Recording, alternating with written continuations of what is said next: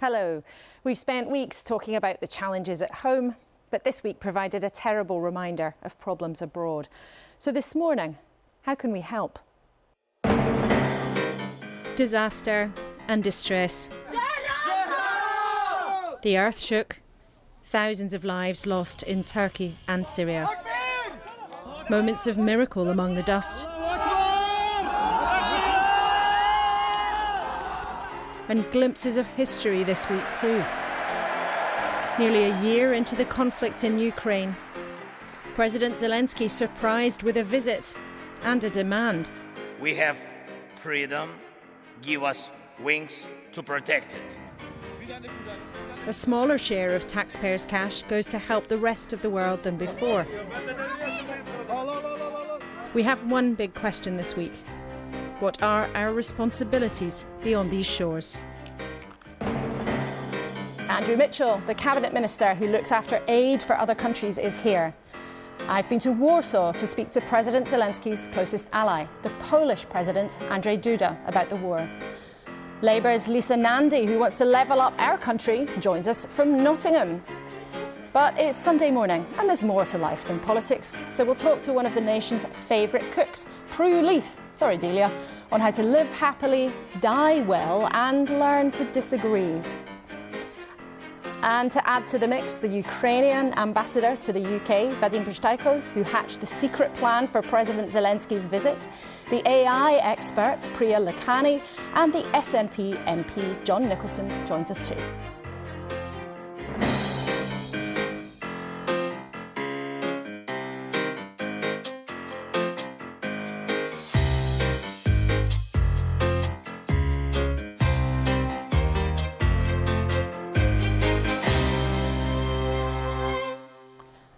Hello and a very warm welcome to everyone watching in the UK and on BBC World. Get a coffee and get ready because there is so much interesting stuff to talk about this morning. And I promise we will talk about some things to gladden the heart in the next 60 minutes. But first, let's have a look at the front pages. You can see there the main story on the BBC website, the Americans shooting down an unidentified object over Canada. The tabloids with a variety of stories this morning. The Mail with a story about pressure on the UK armed forces. And the Sunday Times splashing with a story about the chair of the BBC, Richard Sharp, who's been strongly criticised by a committee of MPs who've been looking into his links with Boris Johnson and how he got his important and influential job. John, let's start with that. You're a member of the committee that's been investigating this. The conclusions of the report are clear. They say they made significant errors and he failed to tell you some vital information. Should he resign, do you think? Well, I think his position is extremely difficult. He's lost the trust of the BBC staff. That's very clear. I've been deluged with messages from BBC staff saying they don't see how he can head up the BBC anymore. And he broke the rules. The rules are very clear. When you sign up for that job application, you're asked if there's anything about your relationships with anybody that could cause embarrassment. This has clearly caused embarrassment. We knew he was a big Tory donor. We knew he'd given hundreds of thousands to the Conservative Party. But what he didn't tell us was that he'd facilitated an £800,000 loan for Boris Johnson, the Prime Minister, who then gave him the job. It's all about Banana Republic. Now, Richard Sharp has apologised for what he said went wrong, but he's denied some of the claims that have been made. But what do you think the consequences for this is if he stays? Well, I hope very much that we will change the culture. Now, I do not think you should be able to give huge donations to a political party and then be rewarded by that political party with a plum job. And I hope very much that Keir Starmer now says that if he enters 10 Downing Street, will not appoint to plum public positions big Labour Party donors. OK, we'll talk a bit more about that later. But Priya, you're an AI expert, and we'll talk about that a lot later in the show. But you also advise government, and you used to be on the board of the Department for Culture. What kind of distraction is it to have this kind of thing? I mean, you work in business. In business, would it just be easier if somebody just cleared off? What's your view? I think just over the past few years, what we've seen is, as a member of the public here, I'm not speaking as a non-exec director of a government department, but there's been scandal after scandal after scandal. And the problem for me is that it erodes public trust in the system. So we really need to clean up politics, and we need to look at what cleaning up means to the general public. So, you know, given that social media and news channels are absolutely filled with this, to me, with everything going on in the world, I just see it as a huge distraction. We need to focus on Ukraine, we need to focus on the earthquake, we need to focus on our economy, on our growth, which has flatlined. And so all of this is just a distraction. So personally, you know, I mean, I think his position is pretty untenable now. OK, well, let's focus on Ukraine then. Now, we all saw, Ambassador, the amazing pictures of Volodymyr Zelensky's visit to the UK. A huge surprise. How did you pull it off? I mean, how many people even knew it was going to happen? A very limited number, that's for sure. Security was involved, that's one of the reasons, but another reason that we were working towards the result to the very end. So we wanted to have everything done before we will be able to announce. And how many people? You said very limited. I mean, what are we talking? Fingers A couple of of one people hand? here in London, that's for sure. A couple of people in other capitals. Wow, so really It was an operation, I have to tell you. amazing. Were the French a bit unhappy that he popped up here? Because there had been rumours in EU circles that Zelensky was going to go to Brussels, he was going to go to Paris, and then all of a sudden he was in the UK. What are you saying, that we did it on purpose? No, not at all. But do you think that people do seek his attention? I mean, President Zelensky is an incredible leader by, I think, pretty much everybody's calculation, but also a real political celebrity. I mean, you could see MPs sort of falling over themselves to, you know, get their selfies with him in the back of the shot. I believe that he's enjoying it. As a former media person, he's been in a movie of himself being a president before, so it's not the first time he is on TV, but obviously he's also enjoying it. OK, we'll give plenty more time to talk to you three later in the programme, but thank you very much indeed for now. Now, it's been hard to stop watching the footage of the search for survivors in Turkey and northern Syria after the earthquake. More than 28,000 people have died that we know about, but we can see here live pictures from southern Turkey, and the search goes on, even though, of course, as time goes by, the chances of finding survivors does fade. But I want to show you what happened a bit earlier this morning. Amazing pictures, a British doctor there pulling another survivor out of the rubble after 5 days. Those are images of Dr. Malcolm Russell from a UK rescue team. Incredible to see that after all of this time. And countries around the world have been scrambling to help. And of course, the UK has too. When Rishi Sunak became Prime Minister, he appointed Andrew Mitchell to the Foreign Office as the Minister for Aid. Even though he'd been plain, he was deeply unhappy about the Conservatives' decision to cut the proportion of our national income that the country sends abroad to help those in need. To quote him precisely, which we like to do on this programme, he said it was not right morally, not right politically, and against the law. Well, he's here this morning. Welcome to you, Minister. Good morning. First of all, what is the UK doing to help Turkey and northern Syria? Well, as soon as this dreadful disaster struck at 1:17 in the morning on Monday, we got hold of the Turkish authorities to find out what we could do to help. And we've learnt a lot of lessons since the Haiti earthquake, when there was an international shambles of relief. It was much better coordinated this time. And what the Turkish authorities asked for was search and rescue expertise, sniffer dogs, and also for an emergency medical team to come. And we put them into theatre as soon as we possibly could. 77 expert firefighters from across 14 different forces with the state-of-the-art equipment to get people out from under the rubble. So there's a big effort going on, but it gets more complicated when it comes to Syria. Now, the images we've seen from both countries are absolutely heartbreaking. We can see some of them here behind us this morning. It took 4 days for aid to arrive from the United Nations into Syria. Why? How do you explain that? Well, there are 4 crossing points that the UN can use, and the UN is the major body to get aid across. Unfortunately, only one is open. That's because of the Russian veto at the United Nations. And that crossing point was damaged in the earthquake. But they got it open as fast as they could. There's one lane there available. And the UN got trucks in as soon as it could. And trucks have arrived significantly over the last 48 hours. But you're right that Syria is much more difficult than Turkey because it's ungoverned space there. And to explain to our audience, you know, it's a long time in a way since we've talked about President Assad in Syria, who is a dictator of a country where there has been conflict for many times, and many people believe he's had significant support from the Russians. Is the way that he is behaving costing life? Well, we don't deal directly with him. We deal through the United Nations, and the senior Brit at the UN, Martin Griffiths, is on the ground in Turkey and Syria at the moment, making sure that aid gets through. But let me be clear, what Britain did was to get aid to the White Helmets, who were the civil defence group during the war in Syria. They were the first responders, pulling people out from under the rubble, and we got money through to them so that they could provide for support, put petrol in their cars, and get into action. And Britain was doing that right at the beginning. But I know that you follow this issue very closely for many years. Is the way that President Assad is behaving costing life? Well, it's too early to say, because the significant support is coming through the UN there. And as I say, that is well coordinated. And the UN is in Damascus. The UN is able to deal with the Syrian authorities. And my information is, so far, that is working comparatively well. What about sanctions? Because Syria has been under tough sanctions for a long time because of President Assad's activities. America has said, hold off some of the sanctions for now to help get relief in. Is the UK going to do that too? Well, we will do everything we can to ensure that aid gets through to the people Easing sanctions? who are suffering. Well, the sanctions affect, for example, the ability to get money into the area. And we are finding ways all the time to achieve that successfully.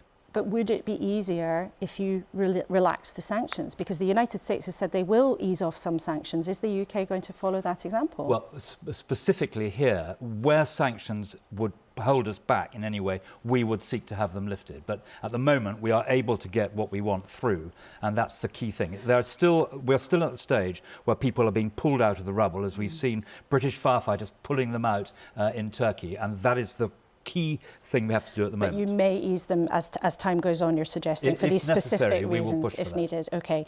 And this all, of course, happens in the context of how the UK and other countries help countries in need. Now, you were, as we know, as we heard, a very vocal critic of your party's decision to cut the proportion of GDP that we send to countries around the world. Do you still think that the government is balancing the books on the backs of the poor? Well, we made a very strong case to Jeremy Hunt and the Treasury for increasing the support. And thanks to the additional money, £2,500 million spread across the next 2 years, we are actually spending more than the 0.5. We will return to the 0.7 as soon as the 2 fiscal tests laid down have been met. But your view was that it was immoral to cut the proportion of GDP that the UK sent to other countries. Your view was that it was a mistake, and your view, these are your words, was that the government was trying to balance the books on the backs of the poor. Now, do you still believe that? Well, collective responsibility, fortunately, is not retrospective. And I made clear what I thought at the time. But my job now is to try and make the system work as well as possible. And I am confident that when it comes to humanitarian support, where there is some flexibility in the budget, and we are doing our stuff. But it does sound like that's still your view. You haven't changed your view, but your position now in the Cabinet stops you from saying it. Is that correct? Well, I would put it a different way. I would say my position in the Cabinet now enables me to do everything from inside the tent to ensure that we work to good effect. And may I say that across government, this is working extremely well. The Ministry of Defence has been incredibly helpful. We got flights off the ground from RAF Bryce Norton yesterday with 4,000 thermal blankets, which are essential. And our stores in Dubai, we've got flights going from Dubai now into theatre to help in both Syria and in Turkey. So there's really important work going on, and I'm sure the audience will be interested to hear about that this morning. But now you have that position inside government. Will you make the case? Can you say to our viewers this morning that when it comes to the next election, that the Conservatives will again commit to increasing the share of money that goes to foreign aid, to getting back to that 0.7% target? Well, in respect of viewers today, I think it's important to say that the Disasters Emergency Committee appeal in the first 48 hours has raised £53 million, which is a remarkable tribute to people across Britain. But I'm asking you about government money, Andrew Mitchell. I'm coming. In these circumstances, Britain is always the country that goes first and in force and with effect to help people caught up in this desperate way. So let me make that clear. Britain is doing its stuff, both in terms of individual support and the government cohesive operation. In terms of the next election, we haven't yet done the details for the manifesto, but the position is this, that as soon as these two fiscal tests laid down by the government and accepted by Parliament, as soon as those two fiscal tests are met, then we will return to the 0.7. And as far as I'm concerned, that cannot come soon enough. So you would like it to be in the manifesto, if it's possible? Well, the position is very clear, that as soon as these two tests are met, then we will return to 0.7. I think that's a yes, but you're not quite ready to say that. But let's move on, because there are other important issues we want to talk to you about. On Friday night, many of our viewers will have seen there were violent clashes outside a hotel on Merseyside in Knowsley that was accommodating asylum seekers. We can see those images now, and a police van was set alight, and there have been a number of arrests. What did you think when you saw those images? Well, we live in a country where peaceful protest is part of our way of life, and I strongly support that. But violence, in the way that we saw on Friday night, is completely unacceptable, and the government condemn it absolutely. There are accusations, though, that the government has created an environment where sometimes feeling against asylum seekers is stirred up. There have been accusations that sometimes that's been stirred up by government rhetoric. And also that sometimes when the Home Office sends asylum seekers to hotels around the country, they're not given proper support. The local community is not consulted and involved enough. Do you think the government bears any responsibility for these kinds of things? Well, you say the government has set up an environment. The government has set up an environment where thousands and thousands of Ukrainian refugees have been received into this country. People coming equally from Hong Kong, people coming from Afghanistan. This is an unprecedented time in terms of Britain helping people who are caught in desperate jeopardy. And, you know, I have them in my own constituency in the royal town of Sutton Coldfield, and we've been very welcoming. People in Sutton have been very welcoming, and that is the norm across the country, I think. But I want to make it absolutely clear that the violence we saw is completely unacceptable. The law will take its course, and totally unjustifiable as well. But are you concerned, though, that there is something in the ether at the moment that appears to have been stirred up? You know, lots of local newspapers, local news programmes, local MPs often express concerns about how asylum seekers have been sent to their communities, sometimes without support, and sometimes that has stirred feelings up. Do you have any sympathy with that view? Well, we have a duty to welcome these people. Often they are caught in desperate jeopardy. But equally, we have a duty to house them appropriately and to work with local people. Well, the Home Office is trying very hard now to stop the excessive use of hotels and find different ways of placing them in appropriate places in the community. And that is something that the Home Office will achieve. OK, let's talk now about the chair of the BBC. We've just been talking to John Nicholson, the MP, about it, and we've heard how Richard Sharp made significant errors, according to a committee of MPs. Should he resign? Well, I think that is a matter for the BBC. We've heard from this important committee in the House of Commons, led by a very senior and experienced chairman, temporary chairman at the moment, Damien Green. They have said what they have said. The Commissioner for Public Appointments, who has in fact recused himself from this particular inquiry, has said that the Commission will look carefully at the way this appointment took place. And I think we must wait for that, the result of that inquiry. But at the end of the day, this is a decision for the BBC now. Well, it's not actually a decision for the BBC. This is a decision for the government. So let's just give people a reminder of what the Committee of MPs found. They found, it's there in black and white, that he made significant errors of judgment, and they believe that that has undermined public trust in the BBC. Now, the chair of the BBC is not an appointment for the BBC. It's an appointment that's made by the government, and according to the BBC Charter, it's somebody actually who can be only removed by the government. This is not up to the BBC, so what would the government do? Well, I would dispute that point. First of all, the process is one for the government. The process took place. It's been reviewed by this senior select committee. They have said what they have said. The process is not complete. We have to wait now for the Commission on Public Appointments. Why do we need another report? We've already got one. People know what happened. We need to be fair to all parties in this, including Richard Sharp.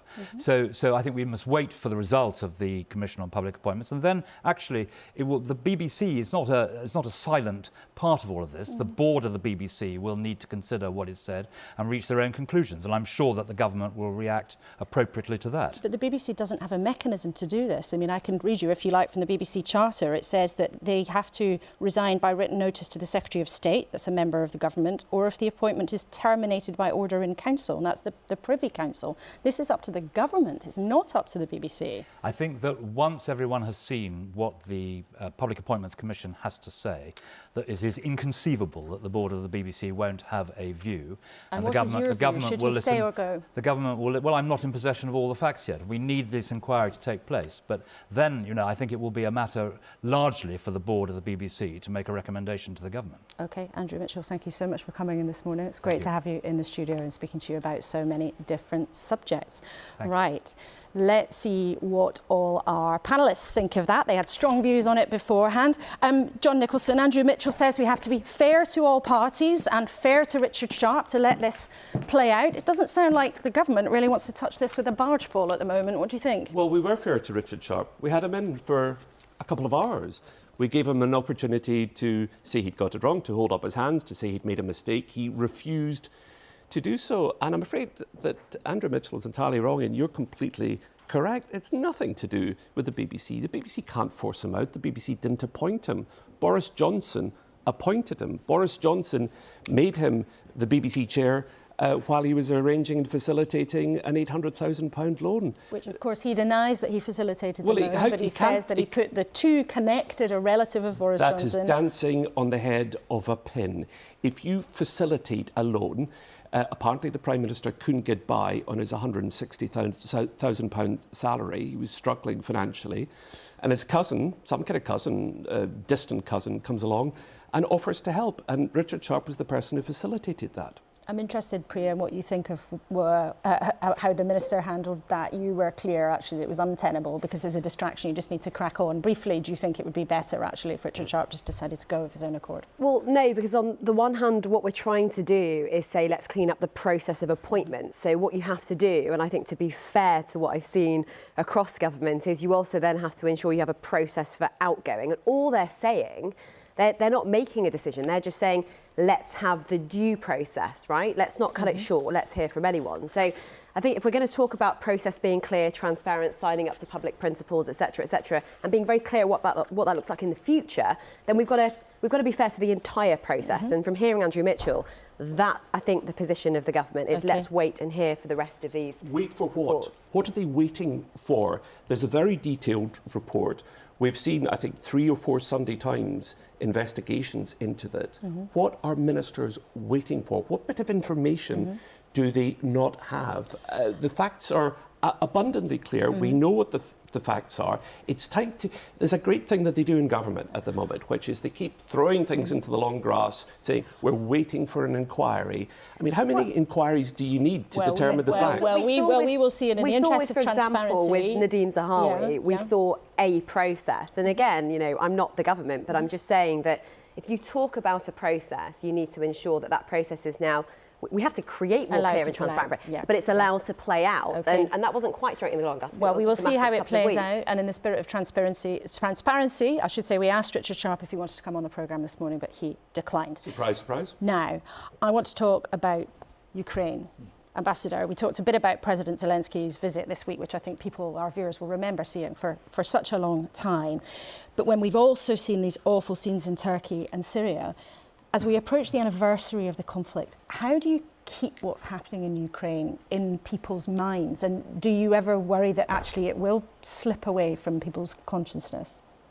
To some extent, yes, because it's been already a year, and we understand how the dynamics in press and media around the globe is working, how people unfortunately have this another tragedy shadowing the previous tragedy. And it's not like we try to keep it on agenda. We'd love to be a boring European nation with nobody would invade and fight with us, but it's not happening so far. So what was much easier in this nation, because this nation is supporting. That's actually why Zelensky was here in the first place. So these people here, they understand what's happening, they understand the tragedy, they understand how can help. And this help, that's what we discuss, and that's why President Zelensky discussed with Rishi Sunak. And do you feel that Western support is as solid and as united as it has been. We saw, for example, the discussion around tanks. We talked about it a lot here in the studio. Germany, for example, was obviously reluctant for a while, and then in the end there was a decision to go forward and send tanks to Ukraine. How difficult is it to keep that jigsaw together? You're right. You know, when it's what's happening in Turkey is actually will of the God, very unfortunately. What is happening in Ukraine is the will of some personalities. And people understand that we unfortunately cannot avoid this tragedy with the earthquake, but we easily can avoid the worst and total destruction. So this is in the core of the problem. I hope that leaders around the world understand that as well. Okay, well, it's one thing, and when it comes to Ukraine, we've seen, you know, drones and technology, even how the government in Ukraine has used social media so effectively. But artificial intelligence is also something that's becoming increasingly part of all of our lives. Priya, this is your world. When it comes to disasters like the earthquake, are there things that AI can already help with? Absolutely. So if you look at sort of 3 areas to make it simple, right? So before any sort of natural disaster, actually, then during, and then afterwards. So if we're thinking about before, there are lots of people working on trying to predict an earthquake. So if you think about when in the fault line there's a rupture, there are waves, right? If you have sensors at the wave areas, and then those are basically speaking to seismologists' technologies, and then you're using pattern recognition of previous earthquakes, and this is occurring on cyclones, every single type of natural disaster that you can think of. But they're trying to use machine learning and artificial intelligence to try and predict when one might happen. Now, it is a really nascent field. We haven't had the best of results, and they've tried this in the past, particularly in California, where there are, you know, there's lots and lots of different earthquakes, so they can try and measure that activity. The problem that we have is AI relies on lots of data. The data is about under 3 decades old, and so, but even giving a few seconds worth of warning can stop trains to avoid them from derailing, and you can turn off your gas to stop the explosions, which, for example, created the aftermath in San Francisco. And those could make very big differences. Absolutely. But what about right now? So you know, we're all watching what's happening there. So think now about image recognition. So a lot of people are on ChatGPT and DALL-E, right? But if you think about AI and image recognition, imagine using satellite data, combining that with Google Maps, recognizing images of previously buildings that were there, the ones that have fallen, right? And then trying to basically, you know, divert humanitarian aid into certain areas where there could be humans. Then imagine robots picking through the rubble, which is a lot safer, but even during the night, using infrared technology. And is that happening right now? I mean, is that technology available now? Yes, so we've seen robots being developed, and actually you can search for them and have a look at them, and it's absolutely incredible how this technology is being deployed. The AI and satellite, absolutely. Atlas AI is a company that then they opened up their data sets, and not only then during an earthquake are you able to use their imagery to say that was where a building was, but post an earthquake where buildings have been flattened, you can then use that data, and AI can help to model where should you reconstruct and how should you reconstruct. So it's about predicting, it's about being able to be more accurate with your decisions, it's about actually trying to, you know, prevent loss of human life, and then you've got this sort of before and after in where it can be used. So, you know, the more and more investment we have in these areas, there is AI for good, and it can absolutely be used for these sorts of purposes. Very interesting, and to hear that it could be being used now. As you know, is it actually being used now, do you think, in a way, in this rescue effort? Yeah, absolutely. So with the satellite imagery, image recognition, that is artificial intelligence. It's absolutely being used, and there's some extraordinary companies opening up their data sets to Turkey and Syria to allow that to happen. But closing social media channels, for example, isn't as helpful, because if you imagine all of that data, if you imagine sort of data where people are posting on channels where they need help, right, where there have been issues, scraping that data, understanding what's going on, combining that with mapping, with imagery, you could start to see that you can make your response even more targeted. So actually, the more data feeding into this system, the more information we're going to get on the ground. And just finally, this is, I suppose, a yes or no answer if you can. I think when we talk about artificial intelligence, I think lots of us think, what's it really about? I mean, should we be scared of robots coming to take our jobs? You know, these big sort of technology gremlins. Should we be scared, or is that just pathetic because we're not trying to understand the change that's in front of us? I think there are always good actors and then there are bad actors. Actually, I'm super excited about all the good that it can create, and it's doing good. We just need to be better consumers of AI so we can ask the right questions. It can be bad in the music industry, can't it? For example, in stealing copyright effectively. That's one some danger. of the people you were bopping with at the Brits last night, John, might not be too happy about robots writing their songs.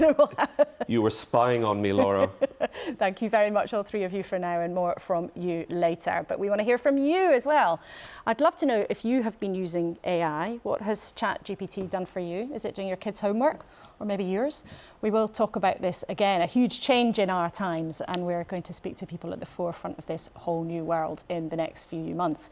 Email seems a bit old-fashioned, doesn't it? But please do get in touch that way, kuenssberg@bbc.co.uk, or social media using the hashtag BBC Laura K. Now, Lisa Nandy, the Shadow Levelling Up Secretary, is in Nottingham this morning. She'll be giving a speech at a local government conference in about half an hour, but I'm pleased to say she joins us first. Lisa, good morning to you. Knowsley is not far from your constituency. Now, we've all seen the pictures of the terrible events that took place there on Friday. What went through your mind when you saw those images? I mean, it's just absolutely horrendous, but what I want your viewers to know most of all is that in the north of England, in places like Knowsley, this is not who we are. The story of the last decade has been the story of people across this country throwing open their homes to refugees from Ukraine, stepping up to support the Syrian appeal when we had the impending disaster. Even in the last few weeks, we've had people across the north of England stepping forward to put forward record donations to help with the appalling situation in Turkey and Syria. There are a small number of far-right activists who whip up hate and hostility in this country. We all need to speak with one voice when we say that we utterly condemn them. This is not who we are as a country, and they do not speak for people in Knowsley or for people across this country. But more broadly, Lisa, are you concerned, though, about attitudes towards asylum seekers? Because we have seen asylum seekers being dispersed, which seems a terrible phrase, but dispersed and sent to live in communities around the country where there isn't enough support and those communities aren't always consulted. Do you have a broad concern about attitudes? Well, it's worse than that, actually. The government contracts big companies to provide what they call asylum support. There is no support whatsoever. Instead, these companies maximise the profit that they make. They put people into some appalling accommodation without help or support, people who've been through hell and back before they even reached this country. And it's not only that they don't consult the community, they don't even inform the community that that's going to happen. It is a recipe for disaster. And when you lay onto that you've got a government that talks about things like an invasion in relation to immigration, you have a perfect storm, a really toxic mix that is being created. I think we could do far, far better.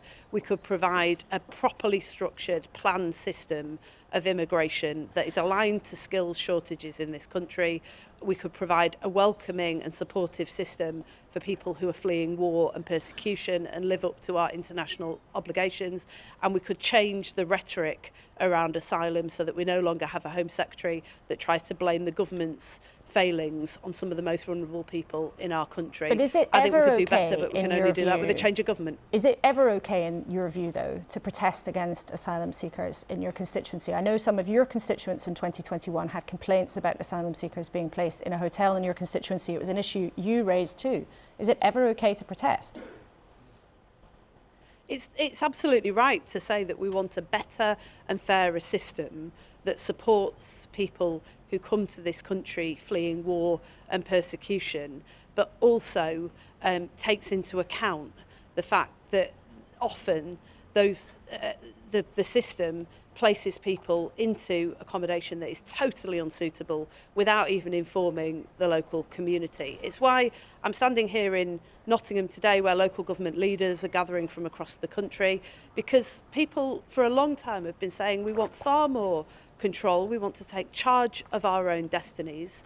Most people in this country, I think, are warm, welcoming, decent people who want to live up to our obligations to asylum seekers and provide support.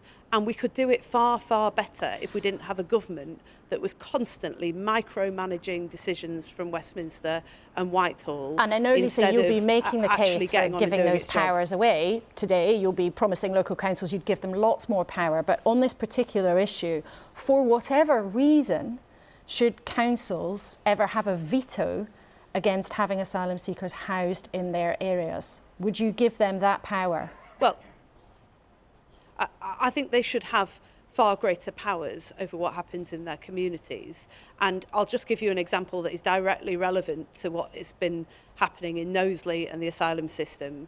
When the Afghanistan crisis happened and the Taliban took control of Kabul, we had lots of people fleeing Afghanistan coming here to the UK. The government was completely unable to respond to that, but leaders across Greater Manchester, led by the Mayor Andy Burnham, worked together in order to respond and provide not just the accommodation, but the support as well, the medical care, the school places, all of the things that were needed. We didn't have any of the scenes that we've seen unfolding in Knowsley because we worked together, we planned together and we welcomed people together. We could do far better if we moved power out of Westminster and Whitehall and let communities take charge of their own destiny. Now, you want to do that transfer of power, as you've argued just now, but would local councils actually far rather that you did something else, or maybe alongside, that you restored their budgets? Because since 2010 there's been a huge cut in real terms. Nearly 40% has gone from local council budgets.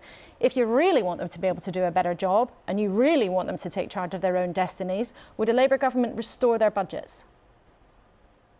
Well, actually, I'm going to do something quite unusual on your show and agree with the Conservative Mayor of the West Midlands when he said that it's time to end the dependency relationship, the begging bowl culture that has characterised the relationship between national and local government. We've released a dossier today that shows the absurdity of a situation where you've got ministers deciding who gets new picnic areas and park benches and setting up chewing gum task forces from Whitehall. But would you give councils more funding to drive growth? But alongside those powers, would you give them more funding?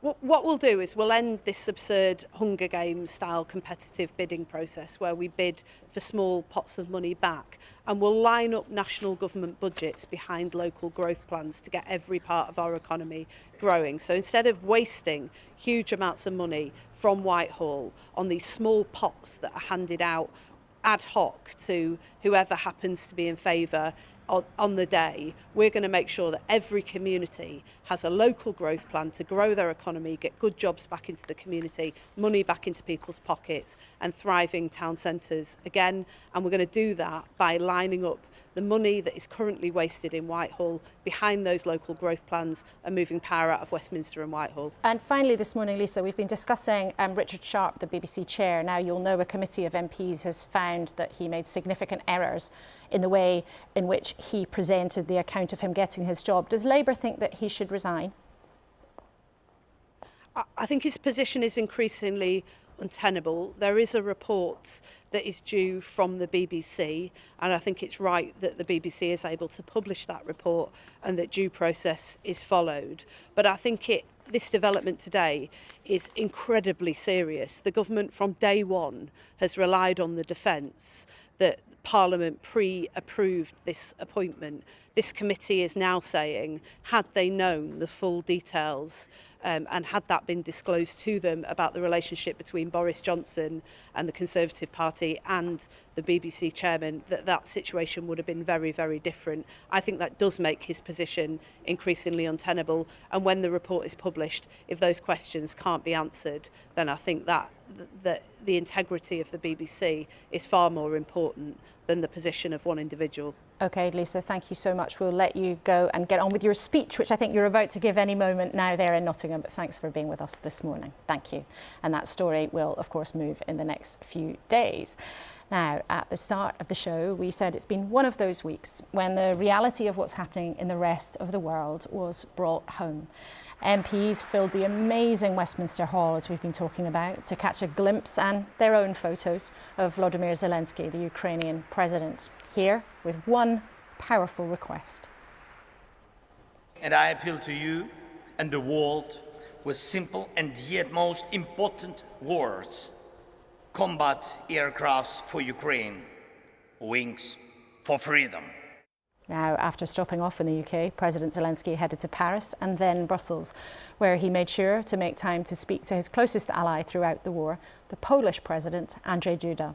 Just before that, I went to Warsaw to talk to President Duda about his friend and ally's request for jets. Should the West, nearly a year into the conflict, send its own fighter planes to Ukraine? Our interview with the President does contain some flashing images. Samo męstwo, wspaniałe, niezwykłe męstwo, którym się wykazują. It is incredible courage they are showing. It really deserves our deepest respect. This heroism the whole world is witnessing every day, seeing how Ukrainians are defending themselves against the Russian aggression. It is not enough, however, to defend themselves. What they need is to have modern and efficient equipment, armaments that will help Ukrainians to repel their aggressor.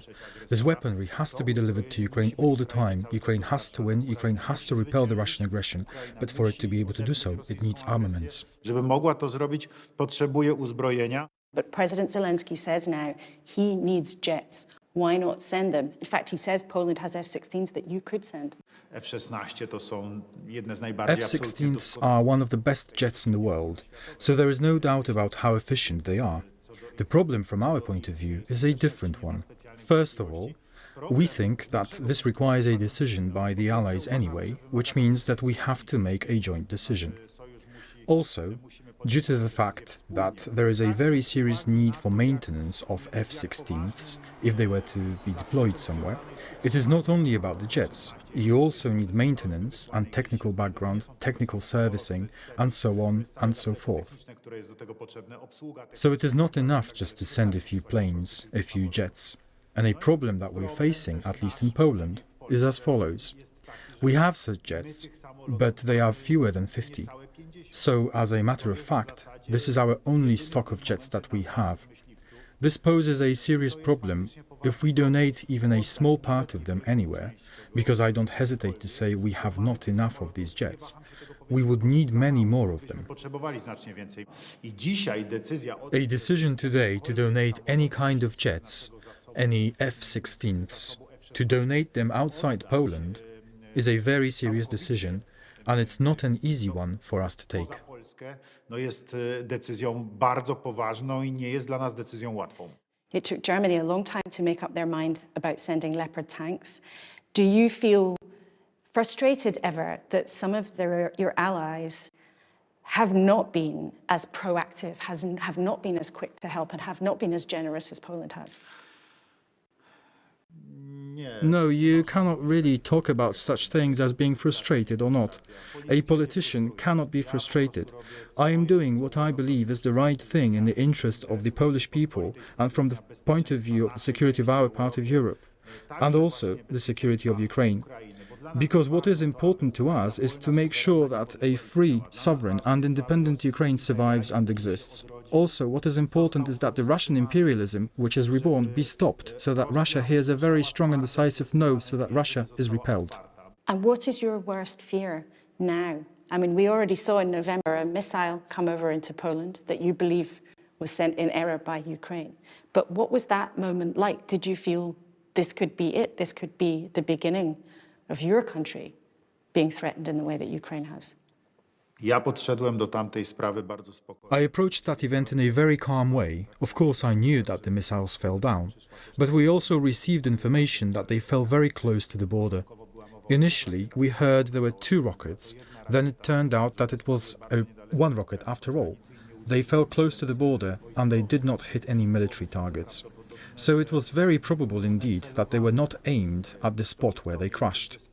But then it turned out that it was simply an accident. However, of course, we do fear that some kind of an act of aggression could be carried out, some kind of a provocation could be carried out against us, against Poland. We are now approaching the anniversary of the war. There are fears of a new offensive from Russia. What would your warning be to your allies? What would your warning be to the rest of Europe about what might be next? First and foremost, you need to highlight that before the Russian aggression started against Ukraine, very many analytical documents which we received were saying that the war would not last longer than 72 hours, that Russia would be able to capture Ukraine within 72 hours. Nothing like that happened. On the 23rd of February, just a few hours before the Russian aggression started, I visited Kyiv, where I talked with President Volodymyr Zelensky. And when we said goodbye, Volodymyr told me, Andrzej, if Putin thinks that he would control Ukraine and that his army would enter and just take our land, then he's deeply mistaken. You're going to see, Russians will not pass through. And he was right. The West has to support Ukraine today as strongly as it can, because Russian imperialism, neo-colonialism of Russia is really dangerous. Today it poses a threat to Ukraine. Tomorrow there will be the Baltic states, and then other countries will follow. What would you say, though, to some of our viewers who might think maybe there should be a compromise? Maybe President Zelensky should find a way of finding a resolution, because or else the suffering might continue. So already back then, when I addressed the United Nations for the first time, speaking at the General Assembly, I said the following: peace is possible only through law, only through the respect for international law. Respect of international law is the best guarantee of peace.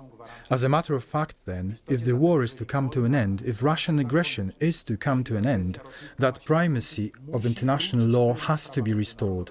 The international law has to prevail. International law guarantees peace and security. According to international law, Ukraine has to regain its territories which are internationally recognized. So as a matter of fact, Russians have to leave Ukrainian territories they occupied. Rosjanie muszą opuścić okupowane tereny Ukrainy. And what would you say as a leader to Vladimir Putin if he was here? What would I say to Vladimir Putin? I would tell him that sooner or later it has to finish badly for him, because I believe that the world will be united. I believe that the world will remain on the side of honesty and justice, and honesty and justice is with Ukraine. If the world, if the free world, if the Western community, the Western democracies, NATO, the European Union, together with the United States, bound by our Atlantic ties, if they give permanent support to Ukraine, then Vladimir Putin has to lose. And sooner or later, it will mean he falls. I just want to ask you about a couple of other issues. At the moment, in your country, an activist, Ustina Wojcicka, is being prosecuted and could be sent to prison for helping a woman get an abortion. Now, many of our viewers would find that very difficult to accept, very difficult to understand. Is that proportionate? Would you like to see the prosecutor drop those charges? Madam, you're asking me, as I understand, about my personal views and opinions. I am Catholic, and of course, because of that, I am a very strong defender of life, and I am an opponent of abortion. So that is all I can say about this. Now, and of course, I have always been for life, for the protection of life, and I have never been hiding this. But this is a question really about the law and how the law is used in your country. I absolutely respect your views on that. But is it proportionate that in this country, for the first time, an activist could be sent to jail?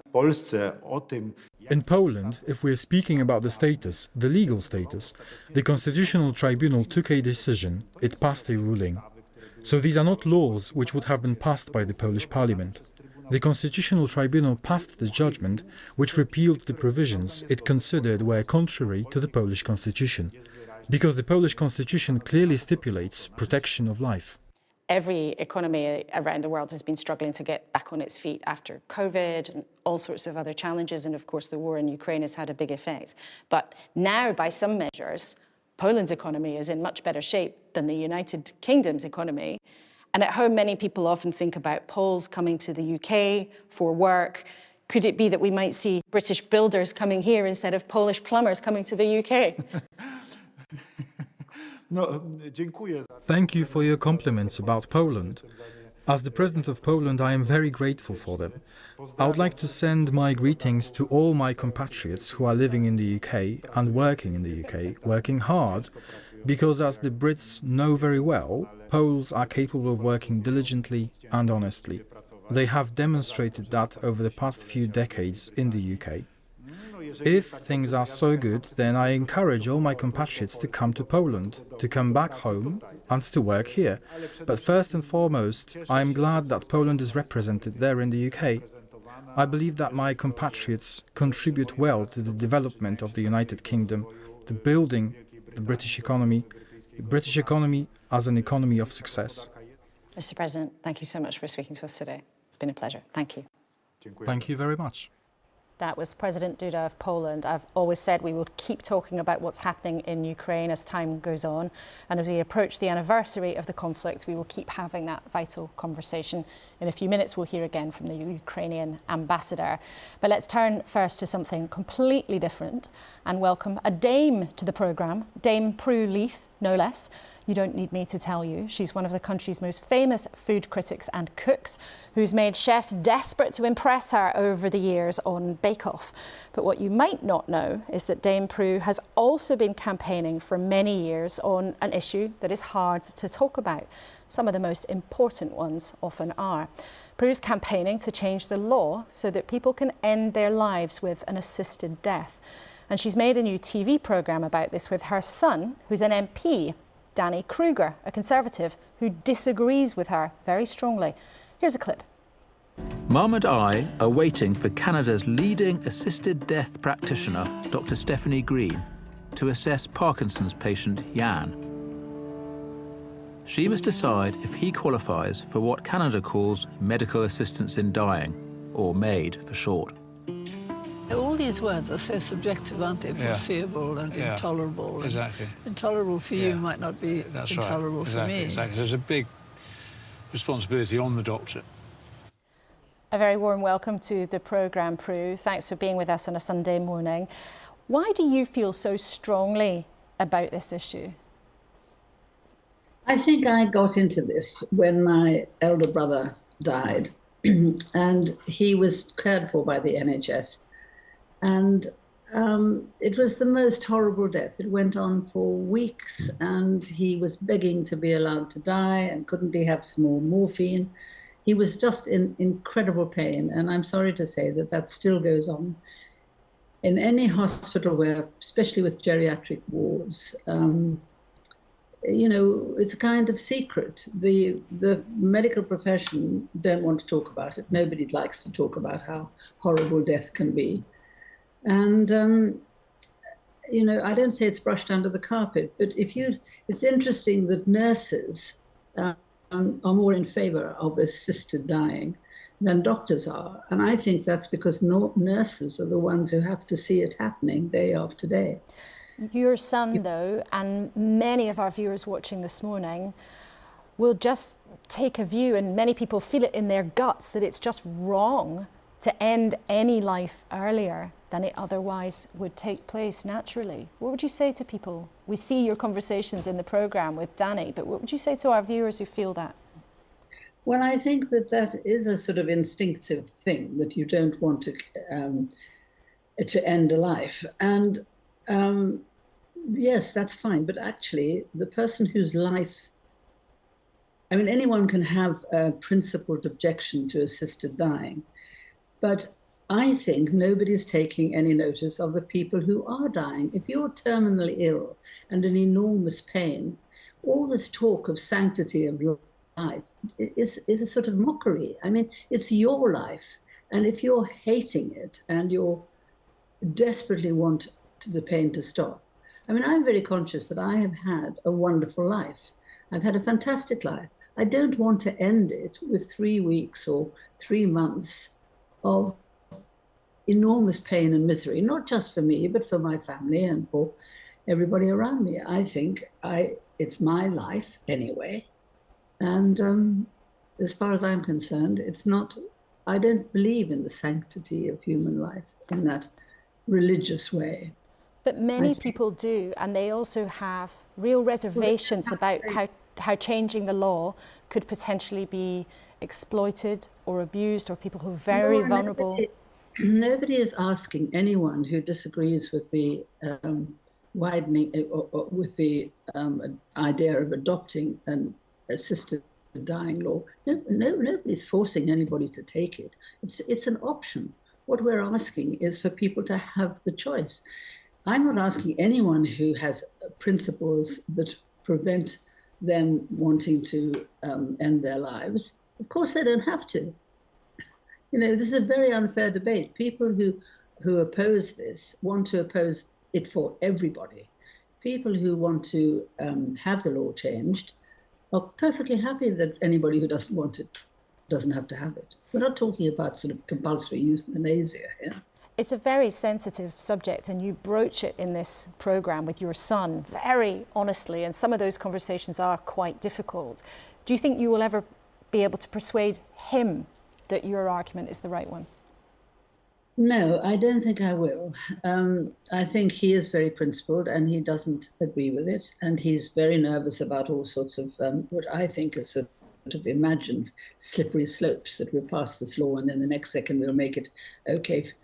You know, what we're asking for is a law that allows people who are terminally ill and people who are dying anyway to just make that death quicker and easier and not prolonged and agonizing. We're not talking about people with mental illness and so on. He's frightened that once we've got one law, we will expand it. But that has never happened in any country. Nobody has ever expanded their laws, and except perhaps Canada, but that's a very funny special case, because what happened was the courts in Canada instructed their parliament to pass quite a wide law, which was based on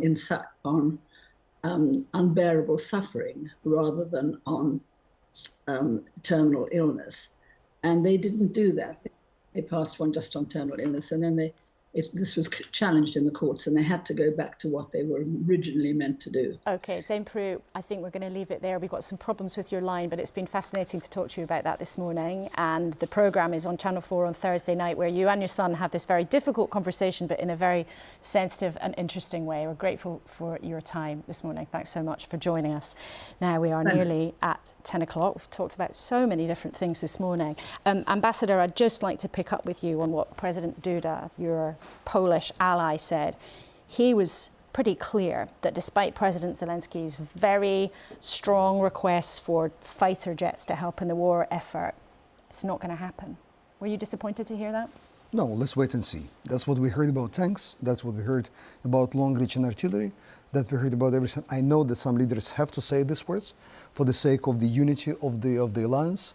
I'm not saying that somebody is trying to, downplay it. No, they're just trying to create a compromise among all of them and come with some sort of group decision. So you think it might happen, John? Should the UK and other countries send jets to Ukraine? Yes, I think Ukraine has the right to defend itself. It's interesting we're talking about tanks, isn't it? Because remember, Boris Johnson popped up at the Defence Select Committee and said that tanks were no longer necessary for current defence needs. Many nations believe. Thank goodness you didn't listen to him, because they've been absolutely vital for your struggle. And of course we should defend Ukraine. Well, a lot of things have changed in the last couple of years. Priya, something that's changing very fast is the world of artificial intelligence. Yeah. To leave us on a happy note, as we like to do on a Sunday morning, can you tell us one positive thing that AI can do to change our lives for the better in the next year? I have to say, it's in education. Okay. It's the field that we've been working on, and it's about no more one size fits all, Laura. It's about personalised education, using artificial intelligence to make interventions. And the reason why it's so important, and you asked in the next year, is we can solve a lot of lost learning. You go to like Shiling Collegiate Academy, Streetley Academy, these are schools in the Midlands in the country. You ask them, how have they been using AI way before ChatGPT? And actually they will tell you that's how they're using it. And so it's really just trying to now, cover those learning losses that we experienced over the last 3 years, increase social mobility. I do think the education is the answer to a lot of our issues. So it's more than just And the so end of that's the homework space. then? Oh my goodness, so much more. AI is so much more complicated than cheating on your homework. But yes, if you think that your children aren't using ChatGPT to inspire their homework, you are living on a cloud. Oh dear. Okay, well, thank you for sharing some of your stories and insight about AI this morning, and we will be talking about it a lot more on the programme. I think we'll all be talking about AI a lot more in the years to come. Thank you, all three of you, so much this morning. As we've been on air, as we've talked about, rescuers in Turkey and Syria are carrying on the search for survivors. This is what's happening live right now in Turkey. It may be an increasingly forlorn task after days in the rubble, but there are still some glimpses of hope. In Ukraine, people face the prospect of an offensive of some kind to mark the anniversary of the war in the most terrible way. And we've spent a lot of time in the last couple of months in this studio talking about all the difficulties in this country. But this week may be a pause to remember right now the challenges in so many different places around the world and how complicated things are for politicians. As the Polish president told us, he wants to help, but sending jets is not straightforward. And we heard Andrew Mitchell, the cabinet minister, who clearly, personally, would like the aid budget to be higher, but he was just about walking the party line in our interview. A handy reminder that politicians aren't perfect, but their jobs aren't easy either. Now, as ever, you can catch up with our political leaders on iPlayer from the last few weeks. We've spoken to Rishi Sunak, Keir Starmer, Nicola Sturgeon and the Lib Dem leader Ed Davey. They're all there for you to have a look again if you fancy it. Next week, we'll be talking to one of President Biden's team and a Hollywood megastar. Stick it in your diary. I'm not going to tell you who yet, but I hope to see you then. Goodbye.